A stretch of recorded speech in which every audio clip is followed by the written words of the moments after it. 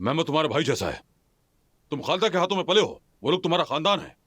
उस पर जो जुल्म किया वो कम था जो आप उसका सर फोड़ने चले हो? पागल हो गए हो क्या तुम?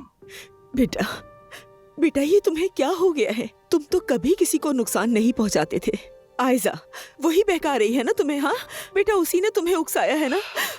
अम्मी, आप कुछ मत बोले, बस इस तरफ आके बैठ जाएं। अम्मी देखिए, बस बहुत हो गया। अब किसी को भी आयजा के खिलाफ कुछ भी नहीं कहने दूंगा मैं, क्योंकि आयजा का कोई कसूर है ही नहीं। बस करो, तुम्हारी आंखों पर पट्टी उसी ने बांध दी है। कल तक जो मेहमद का हाथ थामे हुए थी, आज जो तुम्हारे साथ खड़ी है, ये सब कुछ करने पर उसी लड़की ने तुम्हें उकसाया है, समझो मर। वो नहीं तो कौन कसूरवार है? मैं कसूरवार हूँ बाबा, ठीक है, मैं कसूरवार हूँ। आप कह रहे हैं कि आयजा ने मेरी आंखें बंद कर दी है, लेकिन हकीकत कुछ और है।